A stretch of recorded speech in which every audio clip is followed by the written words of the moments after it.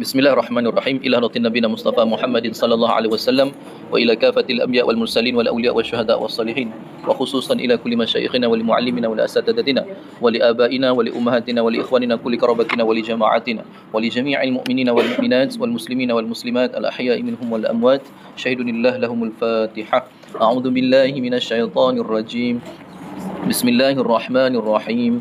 Alhamdulillahi rabbil alamin. Arrahmanir rahim. Maliki yaumiddin. Iyyaka na'budu wa iyyaka nasta'in. Ihdinas siratal mustaqim. Siratal ladzina an'amta 'alaihim ghairil maghdubi 'alaihim waladdallin. Amin. Assalamualaikum warahmatullahi wabarakatuh. Alhamdulillahi wa kafa wa salatu wassalamu ala sayyidil mustafa wa ala alihi wa sahbihi ahlu sidqi wal wafa.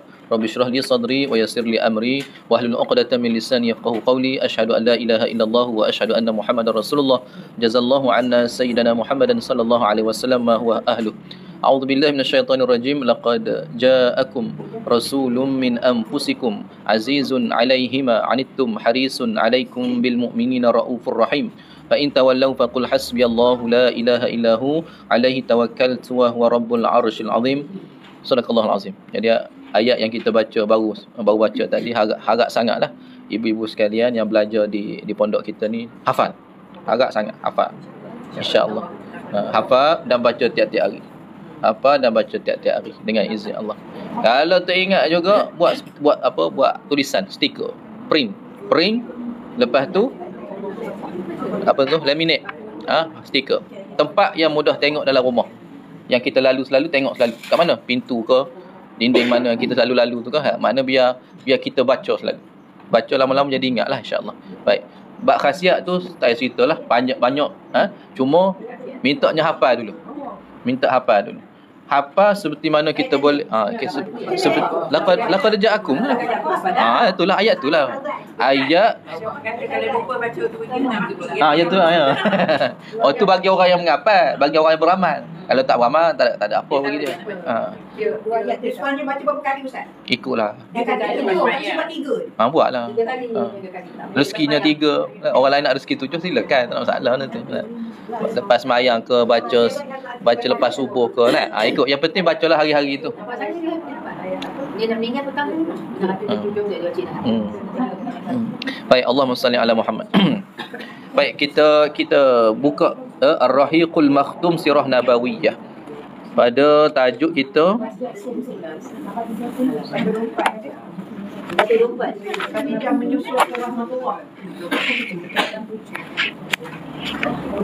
tahun berduka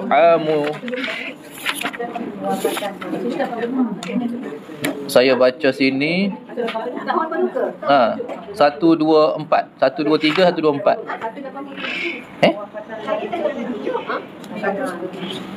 Saya tulis next one ketiga next 187 Madinah dah. bersedih.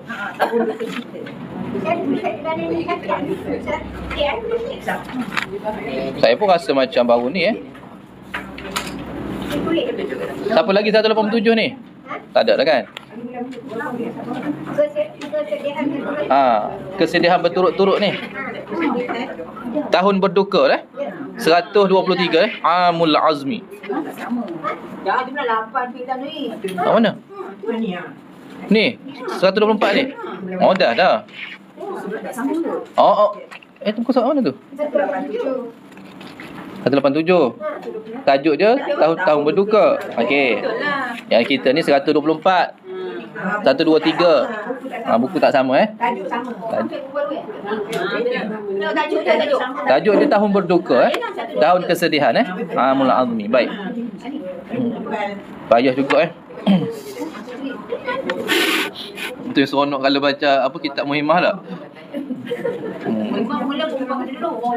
Kena ilmu untuk kena tak? Tak apalah. Baik, bismillahirrahmanirrahim.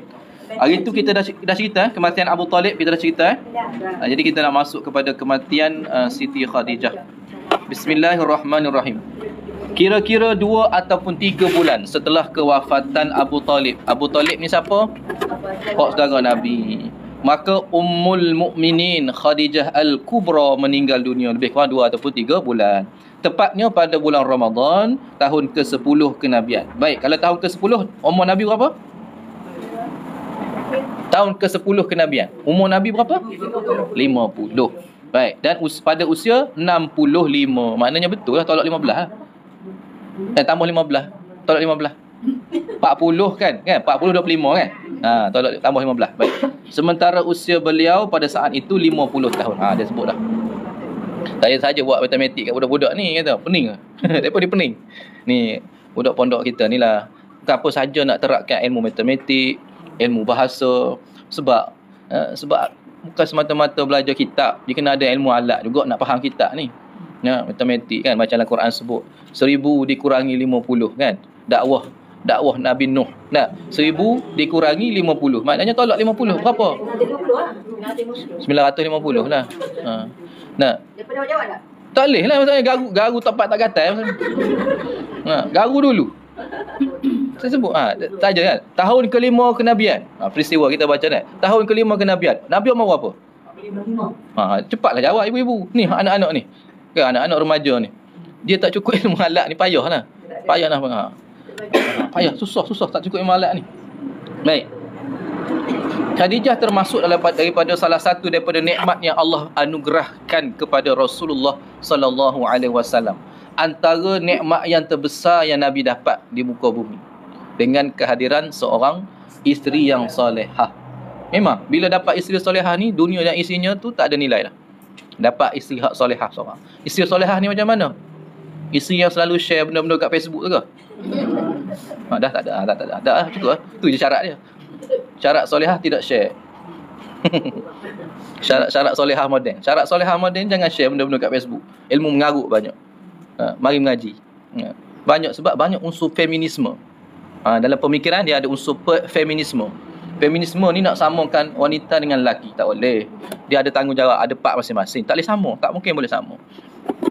Orang feminisme ni antara sifat dia nak orang perempuan pun boleh ceraikan orang lelaki. Dia nak kalau orang perempuan ada edah 4 bulan, dia pun edah, orang lelaki pun kalau mati bini pun edah 4 bulan. Dia kata kubur merah lagi nak kahwin lain dah. Ayat tu kan, ayat feminisme tu. Apa lagi? Poligami tidak sah. Poligami tidak sah. Feminisme tu poligami ni feminisme berlaku di Malaysia tuntutan mereka.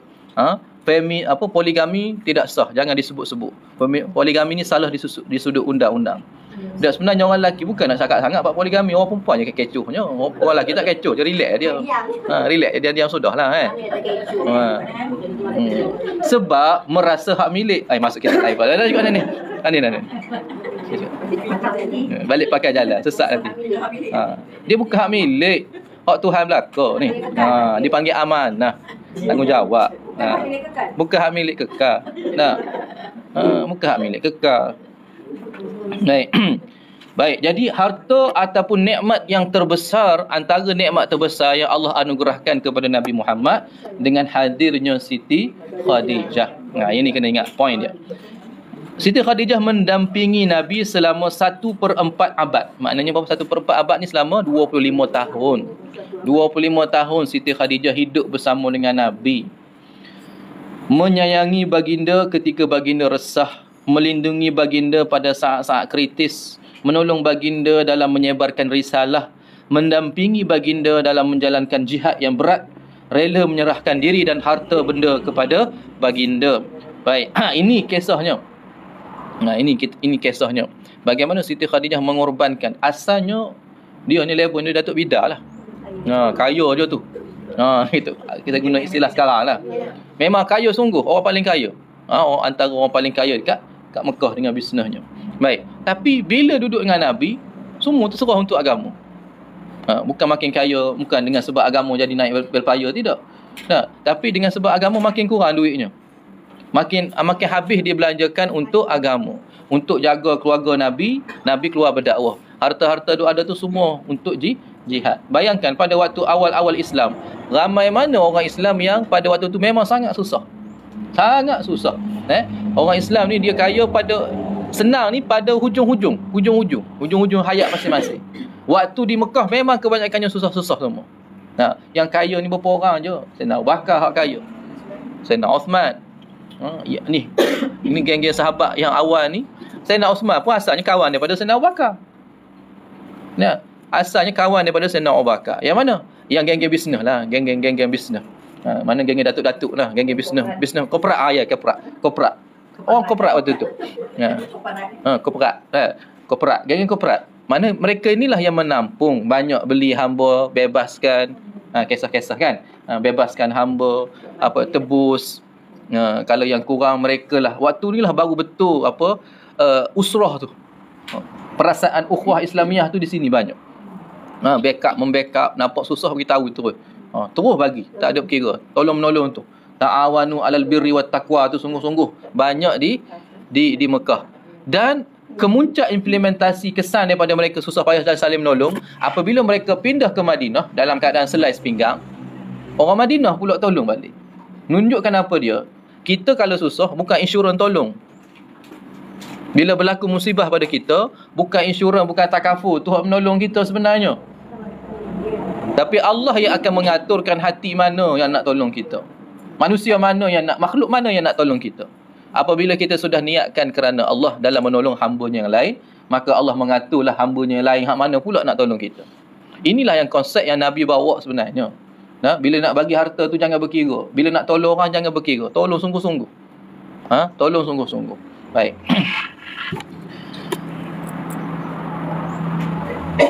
Jadi Sayyidatina Khadijah menyerahkan segala yang ada untuk dakwah Nabi. Sehingga kan dalam satu riwayat disebutkan ketika Siti Khadijah sudah di perbaringan. Makna tak larat dah tu. Demam tak akhir kan. Dia sakit, jatuh sakit tu, demam panas tu. Demam tu sebab apa? Sebab sebab tubuh tak tahan dah. Makan tak berzat. Makan tak cukup zat, makan pun itulah. Jadi jatuh sakit. Umur pun sudah ni, sudah 60 lebih dah kan. Baik, jadi tak tahan dah, antibody tak sama dengan orang muda dah. Jadi waktu di perbaringan tu sebut lagi pada Nabi. Ni nak malaikat nak tarik nama ni. Rasulullah, kalau tak ada dah apa untuk agama ni, nanti bila aku mati, korek kubur ambil tulang-tulang aku ni jual, kata. Tolong ambil tulang aku jual. Boleh guna untuk dakwah. Macam tu sekali. Kalau zaman tu ada boleh jual buah pinggang, jual juga buah pinggang ni rasa. Tapi nak sebutnya sanggup serah jiwa dan raga untuk agama. Untuk agama. Serah pada siapa? Serah pada Nabi lah. Nabi buat untuk agama. Baik. Rasulullah sallallahu alaihi wasallam bersabda tentang dirinya, dia beriman kepadaku saat semua orang mengingkariku. Siapa ni? Siti Khadijah lah. Orang pertama tahu Islam ni Siti Khadijah lah. Kan? Selimutkan aku. Siapa Nabi jumpa dulu? Bukan Nabi pergi jumpa Sayyidina Abu Bakar. Bukan jumpa Sayyidina Ali. Balik rumah daripada Gua Hira tu terus balik rumah lah. Siti Khadijah lah menyambut. Ketika semua orang mengingkariku, dialah yang beriman kepadaku. Membenarkan aku sewaktu semua orang mendustakan aku. Menyerahkan hartanya kepadaku sewaktu semua orang tak mahu nak beri. Allah menganugerahkan aku anak daripadanya. Selain daripadanya, tiada yang memberikan kepadaku.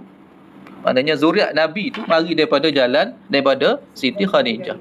Isteri Nabi hak lain-lain 10 tu semua tak ada. Tak ada. Kalau kira patut Aisyah lah paling banyak pula kan. Tapi kalau kiranya Siti Aisyah pun dengan Nabi berapa tahun je? Tak sampai pun 15 tahun.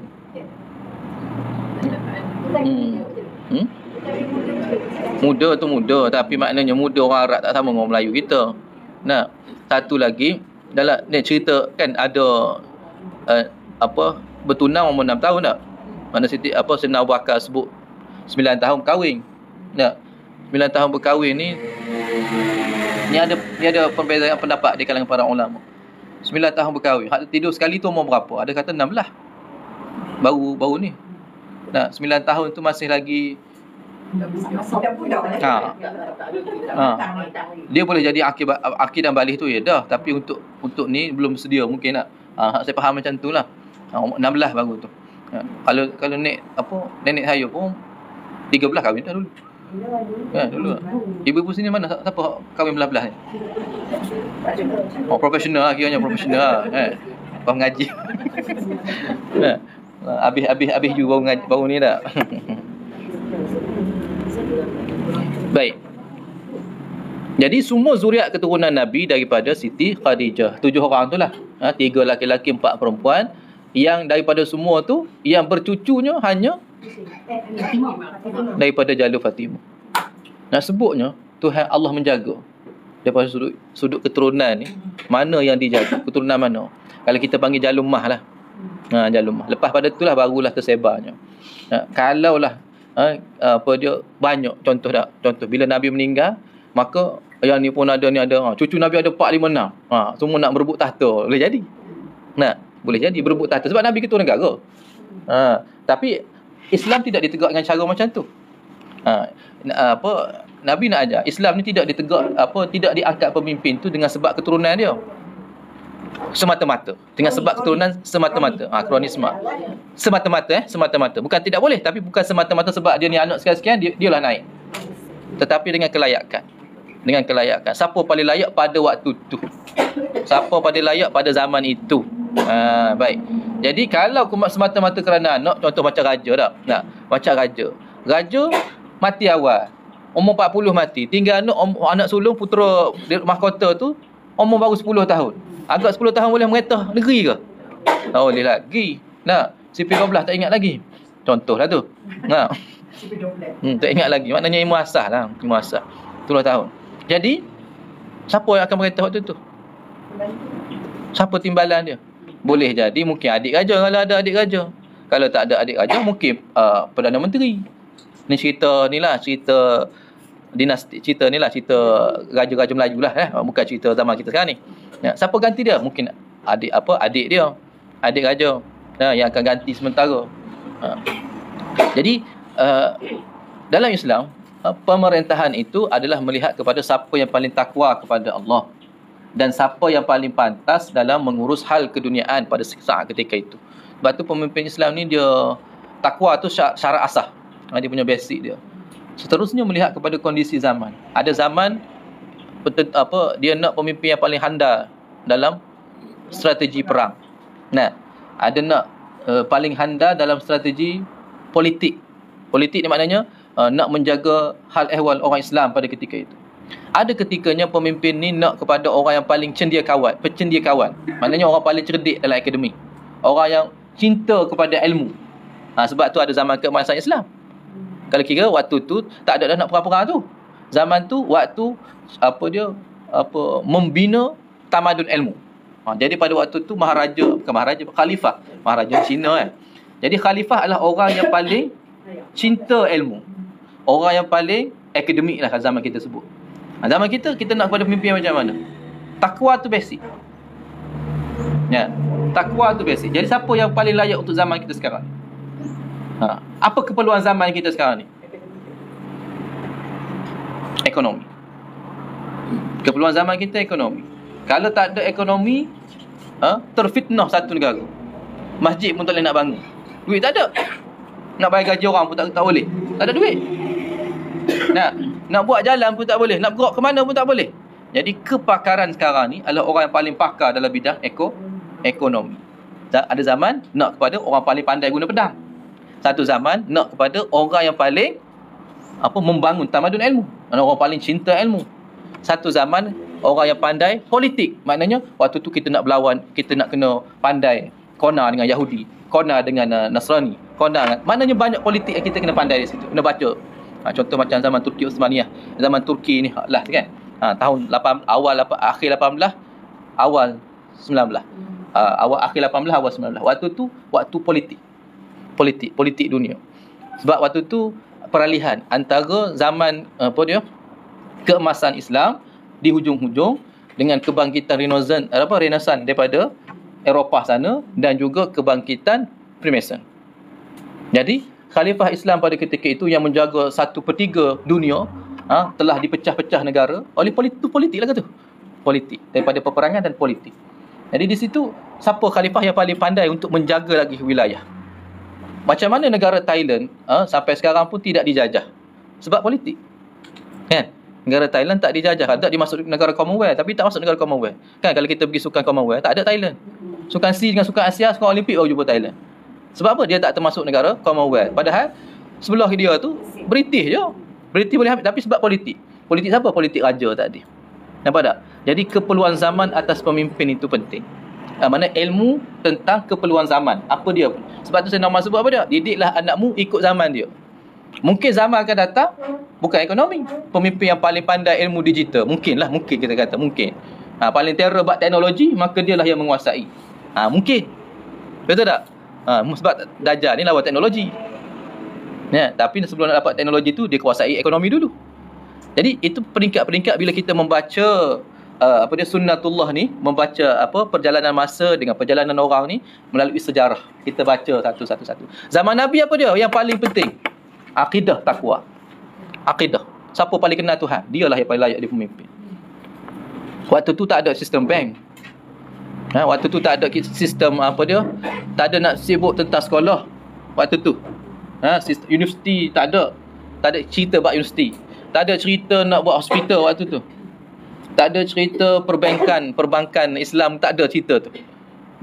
Tak ada cerita buat buka akaun, tutup akaun, kredit, debit, tak ada cerita tu zaman tu.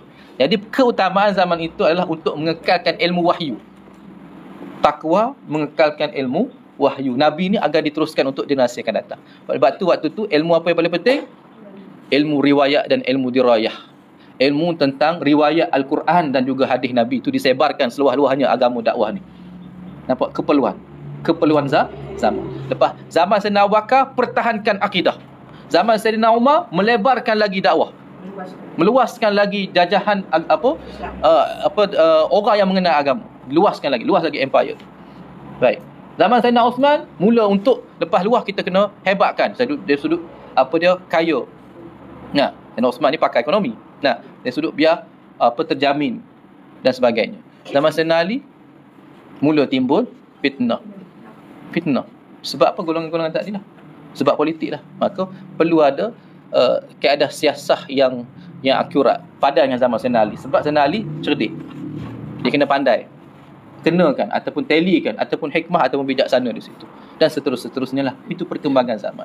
Baik. Zaman Nabi dengan Sayyidatina Khadijah adalah zaman dakwah. Pada waktu ni pemimpin memerlukan orang yang ada duit, orang yang pandai mengambil hati supaya ramai nak masuk Islam. Dan sekeliling dia perlu kepada orang kaya yang boleh bantu.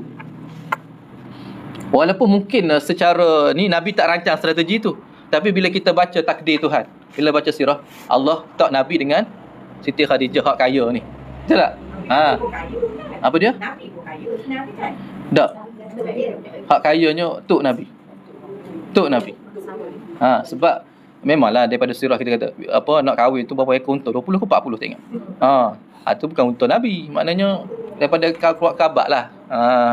Nabi sendiri bukannya orang kaya, orang biasa, orang ada lah, boleh hidup lah. Kalau sekarang ni mungkin dalam M40 M40 ke B40 lah. Boleh hidup lah. Bukan T20 lah. Zaman-zaman orang mengkelas kan. Saya ni T20 tau. Pakai tengok kod lah. Bukan sebab yang claim 100 saya tak dapat. Saya cuba claim, anda tidak layak. Sudah. Yang claim 100 tu lah. Claim lah. Dosa ke claim? Claim lah, rugi duit.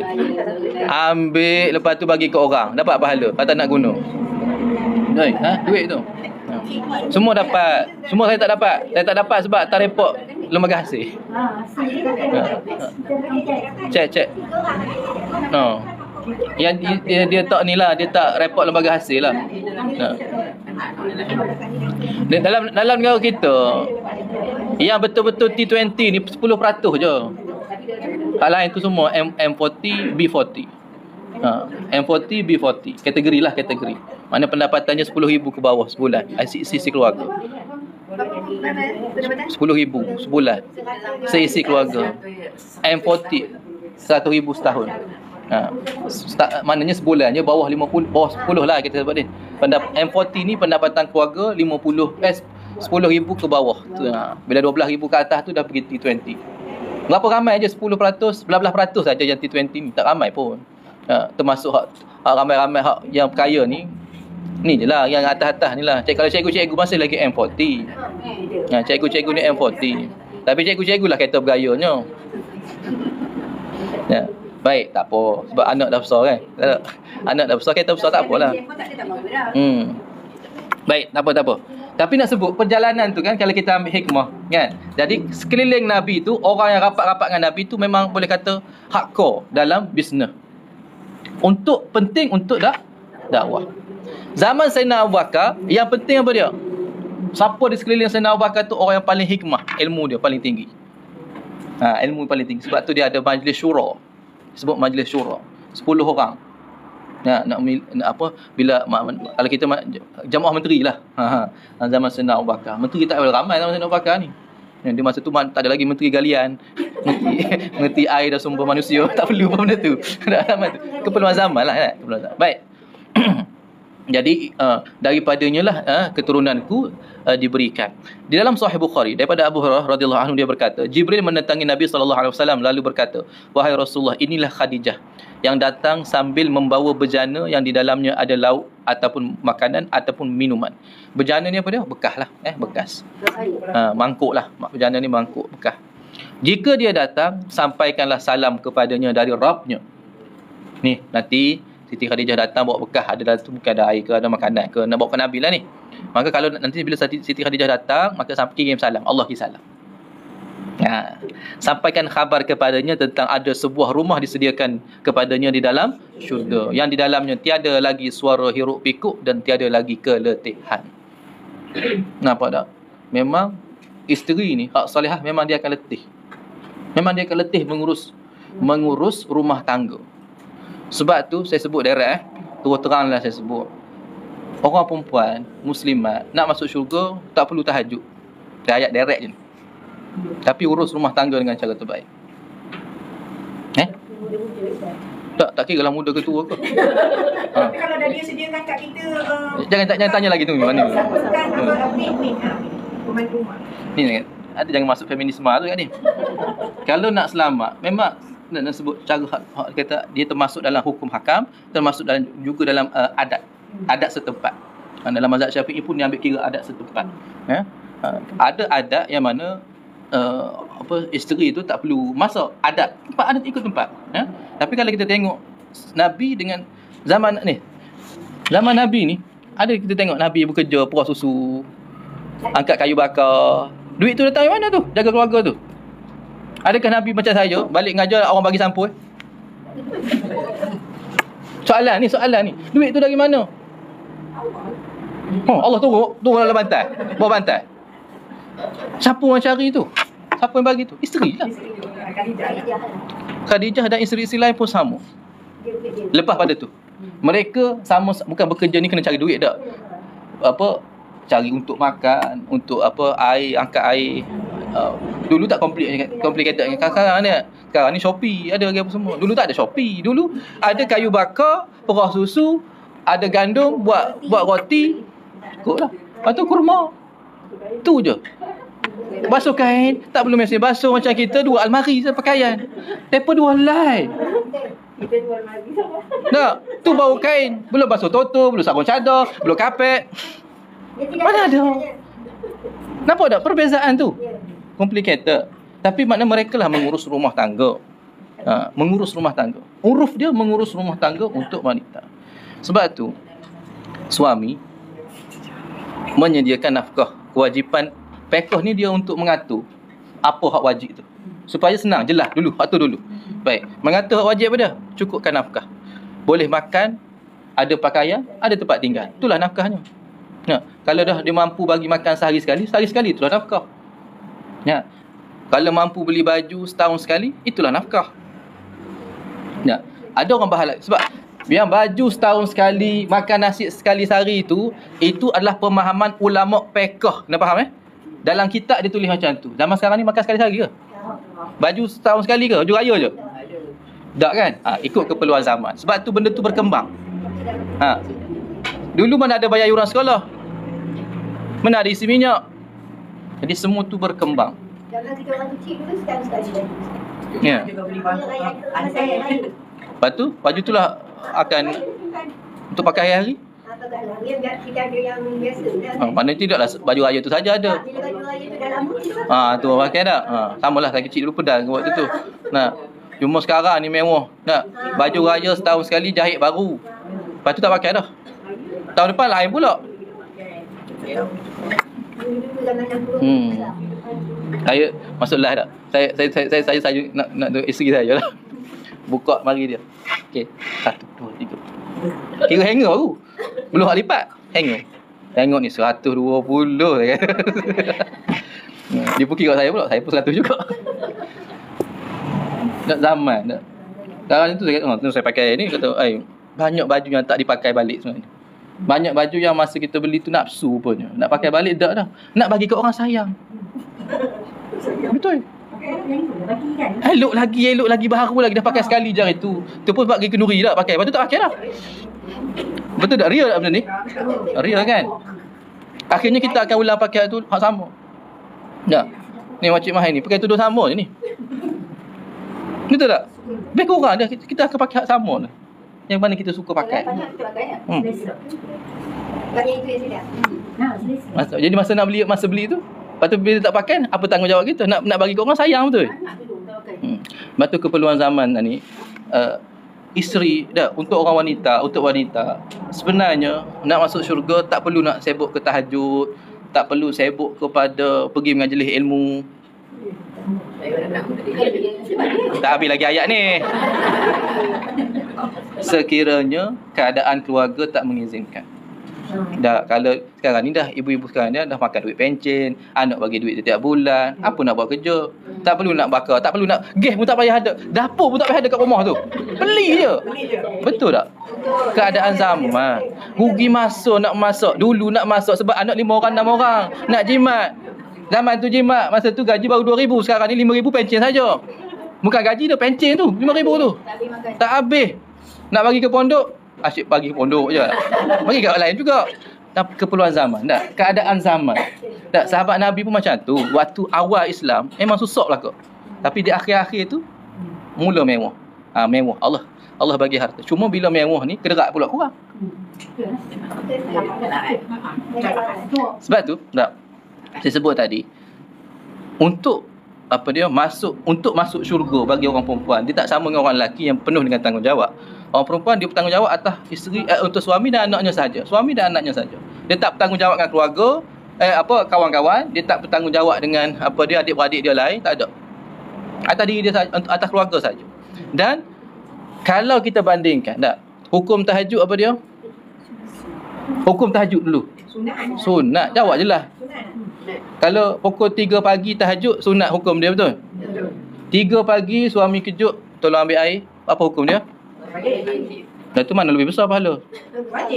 Ambil air ke tahajud? Ambil air. Tapi ambil air tak pukul 3 tu? Nak kalau ada suruh lah, ada suruh. Kalau ada suruh, ayat yang keluar, mana ihsan suaminya, kaki ada. Lain kali letaklah air kat sebelah. Ayat tu biasalah kan. Dan sebab tu jangan bagi saya baca kitab Muhimmah. Tak, itu realiti. Saya nak sebut ni bandingan daripada sudut kan tahajud dengan air segelas. Air segelas aja. Hak wajib dengan hak sunat. Tapi kita tak buat. Selamatlah tu, tak suruh. Tapi kadang-kadang dia nak uji juga. Dah. Tak minum dah malam dah. Yalah, nak suruh ambil daripada kowe tu, masuk dalam bilik, suaplah mulut tu. Tu hak mahalnya. Sebab ni saya sebut gini bukan apa, sebab tok guru saya pun perempuan. Tok guru saya perempuan. Dia sebut apa dia? Aku ni kalau boleh nak depan Tuhan nanti aku nak sebut, ya Allah, aku ni isteri paling taat. Cita-cita dia. Sebab permata dia tu, dia punya mahligai adalah isteri solehah. Bukan isteri yang paling banyak sujud, isteri yang paling banyak pergi majlis ilmu, tapi suami kat rumah makan cari-cari sendirilah, duit ada kan. Beli kat depan tu lah. Nanti abang tolong beli kat depan saya balik ni kita makan sama. Kalau dia tak kisah tak apa. Tu ayat konam lah ke tu. Soalan konam lah ke tu. Suami ni dia tak nak, kalau boleh dia tak nak menyusahkan isteri dia sebab sayang. Dia orang pun apa, saya rehat je. Itulah. Dia hak terbaiknya. Sebab tu kalau mengundi saya kalah. Sama suami sekarang. Ibu kasih masak. Ustaz dulu muda-muda dah letih dah Ustaz. Ya. Kau dah isi dah bayar kan? Ya. Dia tapi ya Allah. Isi bayar kan? Bayar pun tidak dibeli. Itu yang Ustaz yang cerita. Macam saya tanya tadi, Ustaz dia dah bagi saya pembantu rumah. Kenapa saya nak buat lagi? Layan dia je lah. Ustaz suruh masak. Sekarang ni keadaannya, bagikan khidmat terbaik. Khidmat terbaik tu, dia panggil subjektif, bukan objektif. Kena A, kena B, kena C. Dia subjektif.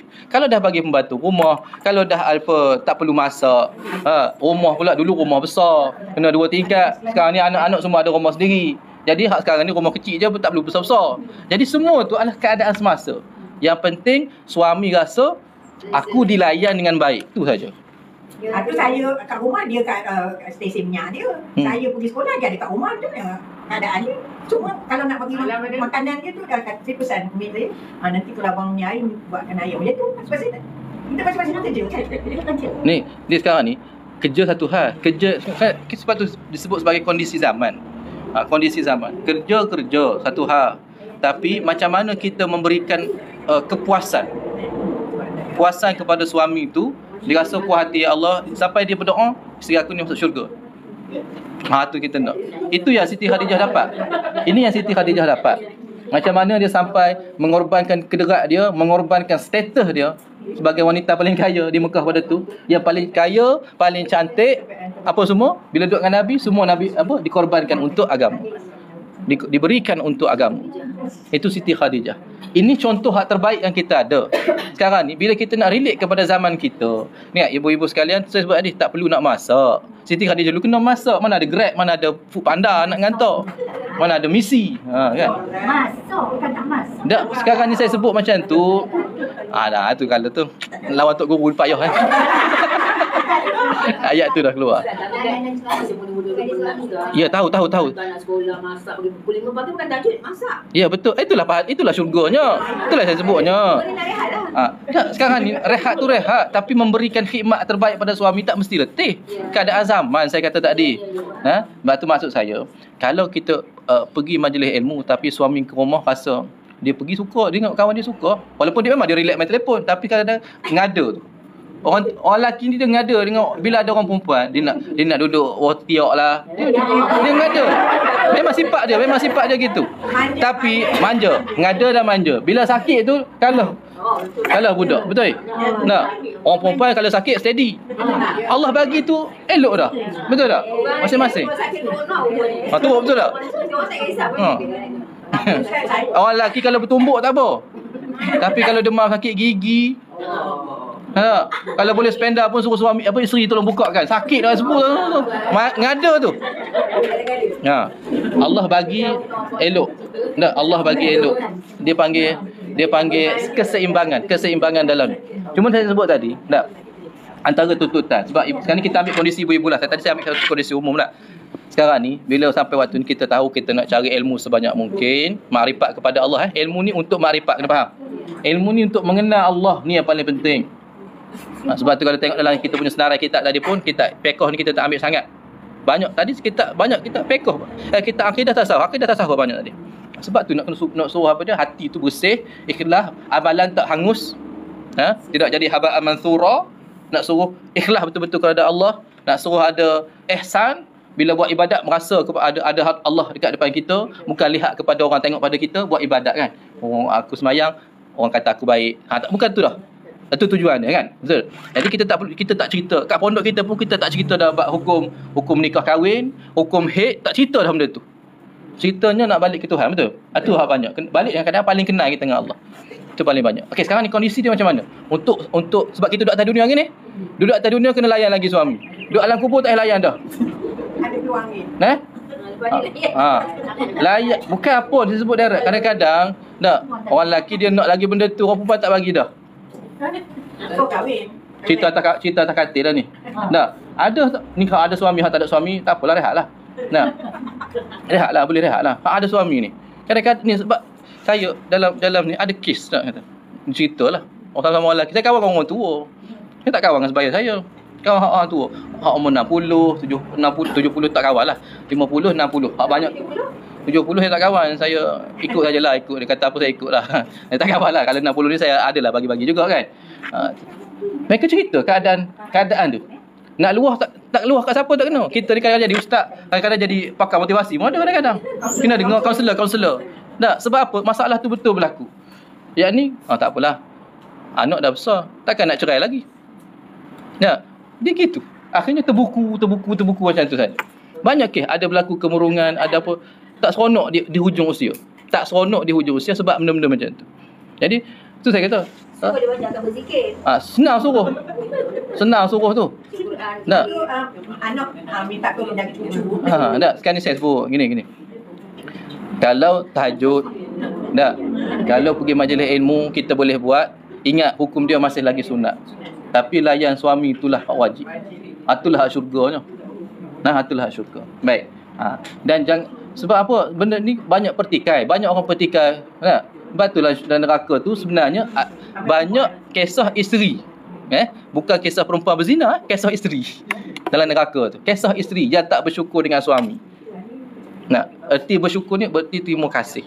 Terima kasih jadi suami. Sebab bila jadi suami, semua dosa dia ditanggung oleh suami tadi. Kepayahan ni ditanggung sebenarnya. Jadi perkara ni lah kalau kita tengok daripada kacamata yang lebih besar, laksanakanlah hak tu je. Tunaikanlah hak. Yang seronoknya ibadat sama-sama. Jom tahajud sama-sama. Betul tak? Tahajud sama-sama, puasa sama-sama, pergi majlis ilmu sama-sama. Tak nak pergi umrah naik kapal terbang nak duduk sebelah-sebelah. Nak pergi sama-sama hotel nak duduk sekali. Betul tak? Jadi hak sedapnya ibadat sama-sama. Hak sedap ni sebut ni hak sedap zaman sekarang. Sedapnya, seronoknya pergi majlis ilmu sama-sama. Tapi kebanyakan pondok pun kuliah muslimin tak ada. Adanya maghrib lah. Tapi pun maghrib pun kalau tempat kita pun kurang juga tak. Nak kata mati tak mati lagi. Ada lagi orangnya. Dia dah pandai kan. Dia rasa dia dah pandai. Nampak orang kita terus. Itulah fitnah dia. Fitnah dia kat situ. Saya nak sebut orang lelaki ni. Dia ada sombongnya. Sedangkan dia tak reti. Egonya. Sama tinggi dengan lagi. Itu cerita orang lelaki yang patutnya diperbaiki. Tapi tempat baiki dia tak pergi. Hospitalnya, masjid. Hak sakit dia tu. Dengan kurang ilmunya, nak buang sombongnya, tak boleh orang lebih pada dia. Pencing ketua jabatan, faham lah. KP. Jadi tak boleh orang arah ke dia. Tapi kalau KP boleh pun, orang boleh marah dia bini dia je lah. Orang tak boleh marah dia. Orang boleh tarik telinga dia bini dia je. Tapi gitulah ujiannya. Sebab bagi orang perempuan, lelaki inilah ujian dia. Sebab kalau orang lelaki kurang daripada dia, maka orang perempuan mula akan memandang rendah. Itulah ujian dia.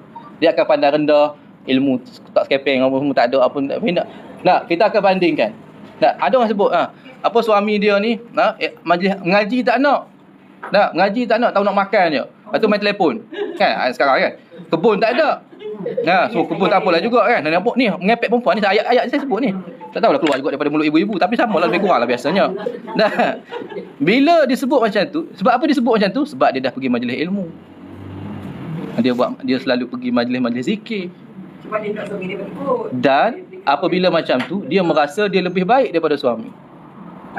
Maka dia bila berlaku di situ, dia pun baik. Pergilah ustaz mengajar tu, pergilah disuruh sebab dia dah dapat. Tapi suami tak dapat lagi. Tapi suami tak nak. Bila suami tak nak, ada serta-serta tu dia akan jadi ustaz lah. Bukan. Dia akan jadi, dia rasa aku lebih baik pada suami aku. Itu yang tak nak. Itu saja kita tak nak. Sepatutnya suami lebih baik isteri dah. Sepatutnya macam tu. Tapi itulah ujian. Sebab Allah nak masukkan orang dalam syurga ni. Nak masukkan syurga ke, satu kena ada ujian. Tetapi tidak semestinya bila masuk syurga dia kena orang yang paling alim, orang yang paling kuat tahajud, paling kuat jemaah. Kadang-kadang syurga dia sebab dia sabar dengan bebelan isteri dia. Tak, nak jadi wali kan ada orang yang jadi wali sebab bersabar dengan isteri. Bukan kata isteri tu jahat, tapi dia mulut tu membeletik. Dia luah-luah. Lepas tu orang perempuan kata apa dia? Kalau tak luah cepat mati lah nanti. Tak, itu ayat-ayat motivasi yang selalu keluar. Stres. Baik. Itulah keadaan zaman kita sekarang yang perlu kita ambil iktibar. Konsepnya hak Nabi tinggalkan kepada kita, suami dan isteri sama-sama berjalan hidup atas dunia dengan tanggungjawab masing-masing. Seorang menjadi kapten kapal, seorangnya menjadi kita kata, nak kata kelasi bukan kelasi, dia kata ni pemandu dia. Pembantu dia.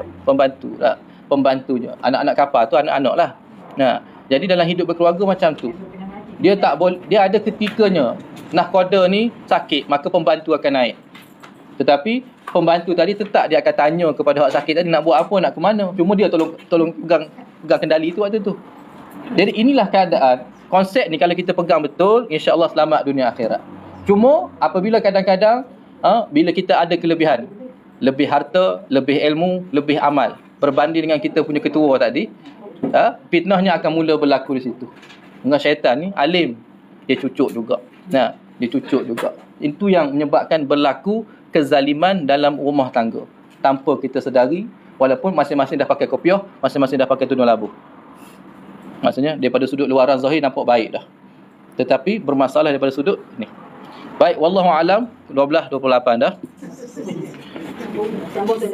Duka yang bertumpuk-tumpuk. Wallahu alam. Bismillahirrahmanirrahim. Allahumma salli wa sallim ala sayidina Muhammadin miftahi babi rahmatillah adada ma fi ilmillah salatan wa salaman daimaini bidawami mulkillah wa ala alihi wa sahbihi. Allahumma faqihna fid din wa 'allimna at-ta'wil wa sallallahu wa sallam alaihi walhamdulillah rabbil alamin. Assalamualaikum warahmatullahi wabarakatuh. Terima kasih semua. Ustaz ni biasa ya? Kedua